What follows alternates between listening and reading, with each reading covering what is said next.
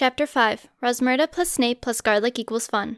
For the next few classes before Christmas break, Hermione and Snape tried to ignore each other. No one knew why Snape had Devil's Snare on his robes or where it came from, but several rumors started to spread. Some people think he's growing and selling the plant to get some extra money. Others believe he's an alien and that his UFO runs on Devil's Snare. Hermione got ready to leave for vacation while Ron chose to stay at Hogwarts with Harry. As Ron and Harry sat in the common room, a bird came flying in with a letter. Hermione stumbled down the stairs with her trunk. "That's probably from Mrs. Weasley, officially inviting us all to stay with them for the break." Harry took the letter and Hermione placed her trunk on the ground with a thud. She looked up at Ron with a puzzled expression. "Are you reading a book?" "Huh? Oh, yeah, it's a picture book. Lots of pictures," Ron replied. "It looks awfully lackluster and thick to be a picture book," Hermione said. "A ton of pictures," Ron continued without changing his argument. Mud?" Harry said while holding the unfolded letter. "This is from Mrs. Weasley, but it isn't an invitation. It's more like an uninvitation." "What?" Hermione grabbed the letter and muttered a few sentences. "We're going to Romania to visit Charlie. We're very sorry, but none of you can come home this Christmas. On the bright side, you're all old enough to go to Hogsmeade."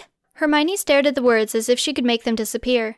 "Mud," Harry started. "I know you're disappointed, but as Mrs. Weasley said, there's a bright side. We're old enough to go to Hogsmeade." Hermione put the letter down. "What even is Hogsmeade?" Ron looked up from his book to answer their question. "Hogsmeade Village, an old village connected to Hogsmeade Station. You know, the station we arrive at on our way here? It's known for its Christmas atmosphere and specialty shops and pubs." Harry took out his wand and pointed it at Ron. "All right, who are you and where's Ron?" "I am Ron. I can know things." Harry didn't lower his wand, and Hermione wasn't buying it either. She shook her head. "Educating us about Hogsmeade and reading a book? I don't even think you're the slightest bit high."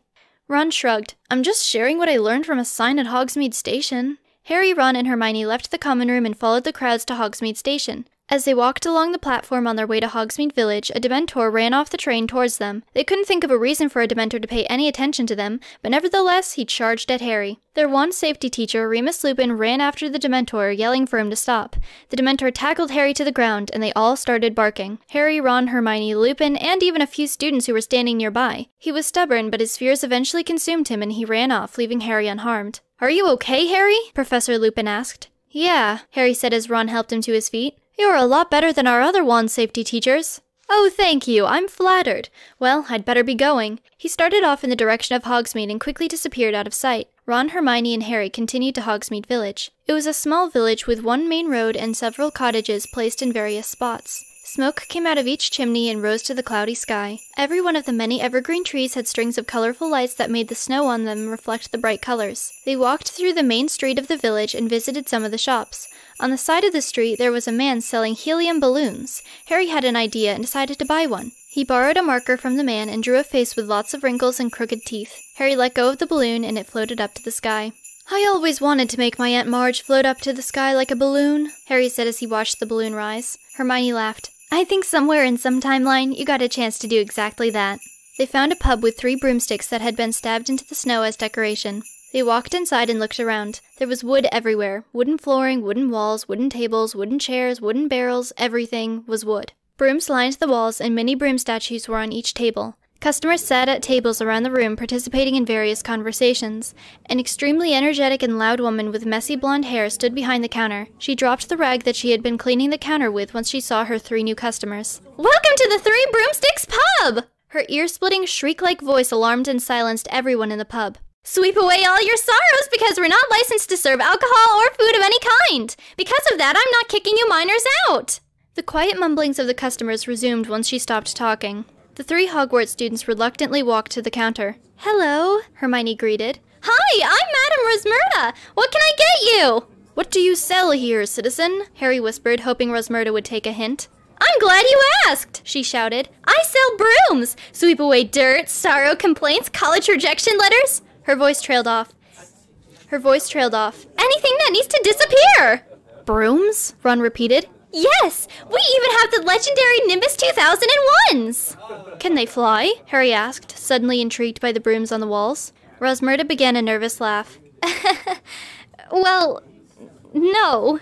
"Of course she wouldn't sell flying brooms, Harry," Hermione exclaimed. "Nowadays, wizards fly around on vacuum cleaners. We'll have to walk around till we find a pub called the 3 Vacuums." Rosmerta heard the door open and sprung into her greeting mode. "Welcome to the 3 Broomsticks Pub! The only pub where you can could sweep away all your sorrows! Take some of that sorrow-sweeping action back home with your very own Nimbus 2001!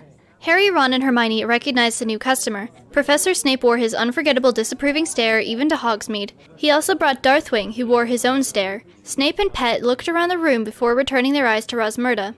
Is this just a broom shop? I was under the impression that the 3 broomsticks served food. Rosmerta shook her head. Not since the roast beef incident, I'm afraid. However, we have many excellent brooms for sale. Oh, I'll be going then, Snape said before leaving the pub. Rosmerta picked up the rag she had dropped earlier and went back to cleaning the counter. I always thought Snape was a vampire, Ron said to Harry and Hermione. Yeah, me too, actually, Hermione agreed. Rosmerta leaned across the counter and into their conversation. If you want, I have garlic. In her hand, she held a head of garlic. Are you suggesting that we use garlic to find out if Professor Snape is a vampire? Harry asked. With villainous lighting on her face and a gleam in her eye, she replied, as long as you tell me how it worked out. I am the protector of Hogwarts. I can't throw garlic at professors, Harry said. But if Snape is a vampire, he's obviously attacking people, Hermione argued. We know he's hungry, Ron started. He might be on his way to an unsuspecting citizen right now. So really, it's your duty to protect them, Hermione concluded as Rosmerta nodded vigorously. You're right, Harry realized. Don't worry, citizen. I will save you. He grabbed the garlic and ran out of the pub with Hermione and Ron following behind him. Remember when you were the voice of reason? Ron asked. What? I still am, Hermione objected. You just convinced Harry that Snape is a vampire and he's about to kill someone. Well, you helped. Harry suggested that they give the garlic to him instead of attacking him with it. They caught up with Snape at a restaurant, sitting across from Darthwing at a table for 2. Next to a window, Snape was rushing through a turkey sandwich. Harry walked to his table while Hermione and Ron hid behind some barrels. Professor Snape, I wanted to thank you for teaching me how to use a microwave, Harry said. Here, have some garlic. Someone in the restaurant screamed and ran, but Snape took the garlic. He looked back up at Harry, clearly at a loss for words. Before he could find some, Harry ran out the door. Hermione and Ron stealthily followed as well. Hermione and Ron stealthily left as well. Now we know, Harry said. Professor Snape is not a vampire. Only about 1,000,000 other monsters he could be, Ron said as they started their walk back to the 3 broomsticks. A small inn caught their eye and they decided to walk in. At first they thought they had somehow been mistaken about the building being a hotel, but they saw a sign that said Hogshead Inn. The lobby looked like a gym. There was exercise equipment everywhere and the floor was lined with blue mats. Just to get to the front desk, they had to go through a maze of blue and gray machines. They rung the bell and waited, wondering if they should leave before meeting someone affiliated with this madness. A door opened and a huge man started walking towards them. He was more muscular than anyone they had ever met. His biceps were the size of watermelons, and he had to be well over 6 feet tall. Are you a giant? Harry asked as he stood in the man's shadow. The man's laugh shook the room. No, I'm human. I'm Aberforth Dumbledore, but most people call me Abs. Are you kids sure you're old enough to be checking into a hotel? We're just looking around Hogsmeade. Any relation to Albus Dumbledore? Hermione asked. The giant became angry and he looked away. He's my brother, unfortunately. Albus Dumbledore is great, Harry said. You don't like him? Abs picked up a barbell and started lifting it up and down. It's a long story, he said, still looking away. And it's his fault. It's all his fault. There was an awkward pause as Abs lifted the barbell and the 3 students waited at the counter. We'd better get going, Ron said as Harry and Hermione began to nod. They ran back through the maze of equipment and walked to the 3 Broomsticks pub. So? Rosmerta asked as they walked in. What happened? Snape's not a vampire, Harry informed. Nothing really interesting happened. Someone did take off when they saw the garlic, so you might actually have a vampire in town, Ron warned. Oh, that's probably just Dracula. He's afraid of garlic. Hermione's jaw dropped. His name is Dracula? Rosmerta nodded. He's a weird fellow. I keep telling him he should get out more, vitamin C and all. He just stared at me like I had driven a wooden stake through his heart. Sometimes he's a little too much. Whenever he annoys me, I just throw some garlic at him. Works every time. That's why you have garlic? Ron asked. Yep, I got a whole barrel full. Why else would I have garlic? I'm not allowed to sell food, remember? They stood aghast at her happy and energetic self. They were about to leave and never come back when they saw a table full of people and animals they knew. A tall man named Rubius Hagrid, a black dog named Fang, an emo bat named Darthwing, a small cat named Professor McGonagall, Remus Lupin, Severus Snape, and Albus Dumbledore. Harry, Hermione, and Ron hid at a table near theirs and listened in. I know Hogwarts is safe, but is it safe enough? Lupin asked. A Dementor attacked Harry Potter today. It attacked on someone's orders. Most likely Black's orders, Snape added. We need to get rid of those ruddy Dementors, Hagrid roared. It's not that easy, Dumbledore started. They're afraid to go back to Azkaban. I've tried sending them elsewhere, but they feel safe at Hogwarts, even though people keep barking. As long as our extra security is here, the Dementors will stay. Lupin got a dark idea. We could always... I've considered that too, but we wouldn't hear the end of it from the Society for the Promotion of Demented Welfare. They try to shut Hogwarts down, Dumbledore explained. Then get rid of the security. I've been keeping a close watch. Only danger he's in is the Dementors, Hagrid said. I have me crossbow in case Black stops by. We can't let the security go, Dumbledore decided. I suggest turning your efforts to protecting students from the Dementors. We know he's targeting Lily and James Potter. Will they be safe? Snape asked. Have they relocated? Lupin asked. As much as they can. They'll be fine. They know what they're doing, Dumbledore assured. To think he went from being the godfather of his friend's kid to hunting his friend's entire family down, Lupin said as he looked at the floor. We need to find him. With Sirius Black on the loose, I'm surprised no one has been killed yet. Dumbledore sighed. He picked up Professor McGonagall and carried her out of the pub.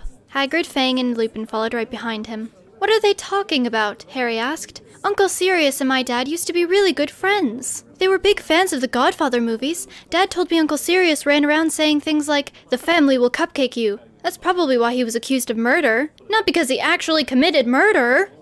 Are you absolutely sure Sirius didn't kill anyone? Hermione asked. Of course I'm absolutely sure. You've even met him. Not everyone seems like an evil killer, Hermione said, and I don't exactly think he doesn't seem like a murderer. What is that supposed to mean? Harry snapped. If Dumbledore and everyone is worried, they've probably got reason to be. He was framed. They're wrong. How do you know? He didn't do it, Harry pleaded. You're the only one saying that, Hermione argued as Ron stared into space. Hey, I'm gonna go order a pizza. Cool? Great. That's not true. Even your parents think he's innocent. My parents are insane, Hermione reminded. Who else would send a Dementor to kill you? I'm the protector of Hogwarts. A ton of people want me dead.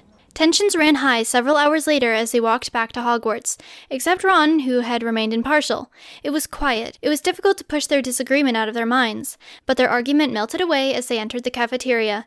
A huge Christmas tree, bigger than the 12 trees that had been there before they had left, was standing decoratively behind a large red chair. White snow offset their green color along with the lights and garlands draped around them. Harry held his hands out. Snow was actually falling in the room. After sinking lower and lower, the snowflakes disappeared as opposed to melting on his hand. That was the reason why the tables were in their usual dry, shiny brown state.